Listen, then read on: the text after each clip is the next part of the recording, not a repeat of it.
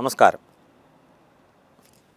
പിതാ രക്ഷതി കൗമാരേ ഭർത്താ രക്ഷതി യൗവനേ പുത്രോ രക്ഷതി വാർദ്ധക്യേ ന സ്ത്രീ സ്വാതന്ത്ര്യമർഹതി. ഈ ശ്ലോകം മലയാളത്തിലല്ല, സംസ്കൃതമാണ്. ഇതിനെ ഒരുപാട് പേർ ദുർവ്യാഖ്യാനം ചെയ്ത് സ്ത്രീക്ക് സ്വാതന്ത്ര്യമില്ല, സ്വാതന്ത്ര്യം അനുവദിക്കരുത് എന്ന് പറഞ്ഞ് സാധാരണക്കാരെ പറ്റിച്ച് ജീവിച്ച് മുന്നോട്ട് പോയിക്കൊണ്ടിരിക്കുകയാണ്. കാരണം ആദർശങ്ങളാണല്ലോ, അവനവൻ്റെ ആദർശം ശരിയാണെന്ന് വരുത്തി തീർക്കണം. അപ്പോൾ ന സ്ത്രീ സ്വാതന്ത്ര്യം അർഹതി എന്നിതാ കണ്ടില്ലേ, നിങ്ങൾക്ക് സ്വാതന്ത്ര്യം കൊടുക്കാൻ പാടില്ല എന്ന് പറഞ്ഞിട്ടുണ്ട്. ഈ പുസ്തകം നിങ്ങൾക്ക് വേണോ? ഈ ആചാര്യൻ നിങ്ങൾക്ക് വേണോ? അവിടെ തുടങ്ങുന്നു കുഴപ്പമായി. അയ്യോ, ഇങ്ങനെയൊക്കെ ഉണ്ടോ? ഇതൊന്നും എനിക്ക് അറിഞ്ഞുകൂടായിരുന്നല്ലോ. എന്നാൽ പിന്നെ നിൻ്റെ പുറകെ ഞാൻ വരാം എന്ന് അറിവില്ലാത്തവർ, പാവപ്പെട്ടവർ അങ്ങോട്ട് പോവുകയാണ്. അതിന് മുന്നേയുള്ള 3 വരി വ്യാഖ്യാനിക്കാൻ അറിയത്തില്ല.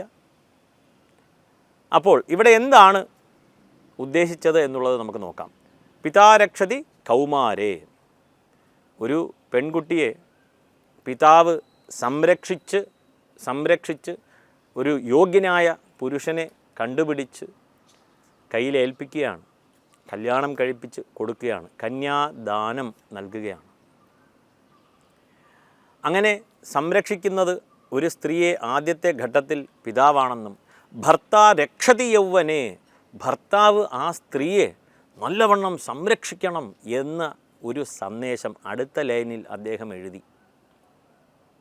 അപ്പോൾ ഭർത്താവ് സംരക്ഷിക്കുന്നു, ഭർത്താവിന് വയസ്സ് കൂടുതൽ, സ്ത്രീക്ക് വയസ്സ് കുറവ്. അപ്പോൾ മുതിർന്നവർ എപ്പോഴും ചെറുപ്പം മുതലായ ആൾക്കാരെ, ചെറുപ്പത്തിലുള്ളവരെ സംരക്ഷിക്കുന്നു. പൊതുവെ ആണുങ്ങളുടെ ക്വാളിറ്റി സംരക്ഷണമാണ്. പുരുഷന്മാർക്ക് ആ ഒരു സംരക്ഷണം എന്നുള്ളത് ജനിച്ചപ്പോൾ തന്നെ ഉള്ള ഒരു നേച്ചറാണ്, മറ്റുള്ളവരെ സംരക്ഷിക്കുക എന്നുള്ളത്. അതുകൊണ്ടാണ് പുരുഷൻ പുറത്തു പോകുന്നത്, ജോലി ചെയ്യുന്നത്, വീട്ടിൽ കൊണ്ട് ധനത്തെ കൊടുക്കുന്നത്, വീട് നടത്തി പോരുന്നത് വീട്ടിലുള്ള സ്ത്രീകളാണ്. ന ഗൃഹം ഗൃഹമിത്യാഹുഹു ഗൃഹിണി ഗൃഹമുച്യതേ. അങ്ങനെ ഗൃഹം എന്ന പദം തന്നെ വീടിന് ലഭിച്ചു. എന്തുകൊണ്ട്? ഗൃഹിണി ഉള്ളതുകൊണ്ട്. അപ്പം നഗൃഹം ഗൃഹമിത്യാഹുഹു ഗൃഹിണി ഗൃഹമിച്യതേ. അപ്പം അങ്ങനെ ആ കെട്ടിടത്തെ വിളിക്കുന്ന പേര് ഗൃഹമെന്ന് വിളിക്കണമെങ്കിൽ അവിടെ ഗൃഹിണി ഉണ്ടാവണം.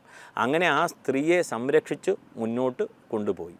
അപ്പോൾ ഭർത്താ രക്ഷതി യൗവനേ പുത്രോ രക്ഷതി വാർദ്ധക്യേ, കാലശേഷം പുത്രൻ അമ്മയെ സംരക്ഷിക്കുന്നു എന്നുള്ളതാണ്. ഉടനെ ചോദിക്കരുത് 2 പുത്രികളാണല്ലോ ഞാൻ എന്ത് ചെയ്യണം എന്ന് ചോദിക്കരുത്. അത് അടുത്ത ഭാഗമാണ്. കാരണം നമ്മൾ എങ്ങനെയാണ് ഈ ഒരു കാര്യം മനസ്സിലാക്കുന്നതിന് മുന്നേ തന്നെ ചോദ്യങ്ങൾ റെഡിയായിക്കൊണ്ടിരിക്കുകയാണ്. ഒരു വിഷയത്തെ എന്ത് എന്ന് മനസ്സിലാക്കുന്നതിന് മുമ്പേ എന്തുകൊണ്ട് എന്നുള്ള ചോദ്യം. പുത്രോ രക്ഷതി വാർദ്ധക്യേ.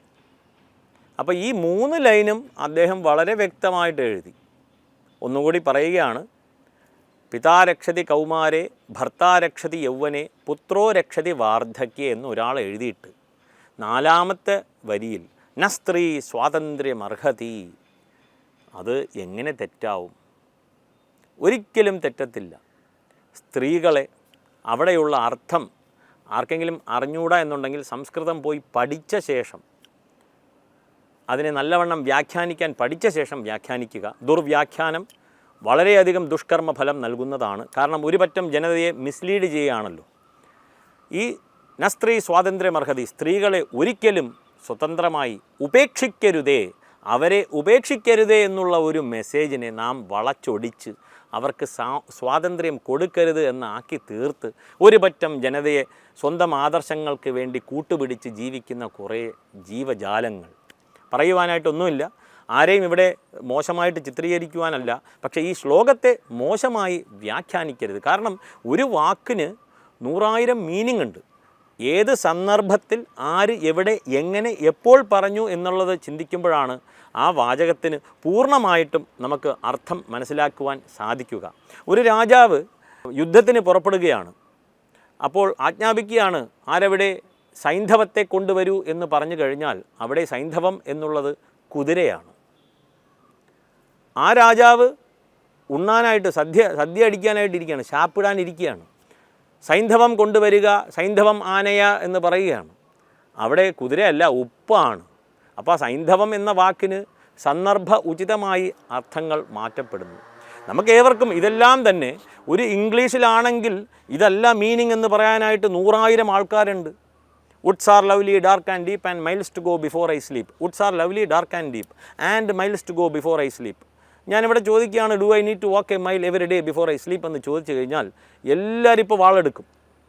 അതല്ല അവിടുത്തെ മീനിങ്. താങ്കൾക്ക് ഇംഗ്ലീഷ് അറിഞ്ഞൂടെ? ഇതെങ്ങനെയല്ല വ്യാഖ്യാനിക്കേണ്ടത്, ഇതിൻ്റെ കോണ്ടെക്സ്ച്വലി മീനിങ് വേറെയാണ്, റോബർട്ട് ഫ്രോസ്റ്റ് അങ്ങനെയാണ് പറഞ്ഞത് എന്ന് ഒരു പറ്റം ജനങ്ങളിപ്പം വാളെടുക്കും. അതുപോലെ തന്നെയാണ് ഏത് ഭാഷയിലാണോ ഏത് ശ്ലോകം എഴുതിയത് അതിനെ നല്ലവണ്ണം വിമർശിക്കണം. വിമർശിച്ചേ മതിയാകൂ. പക്ഷേ അതിന് മുമ്പ് അതെന്താണ്, ആ കോണ്ടെക്സ്ച്വൽ മീനിങ് എന്താണ് എന്ന് പഠിച്ച ശേഷം വ്യാഖ്യാനിക്കുന്നത് ഉചിതമാണെന്ന് തോന്നുകയാൽ ഈ ഒരു വിഷയം ഇവിടെ ചർച്ച ചെയ്തു. ഇത് ഉപകാരപ്രദമാകുമെന്ന് കരുതുന്നു. ഇത് ഏവരിലേക്കും എത്തിക്കുക. നമസ്കാരം.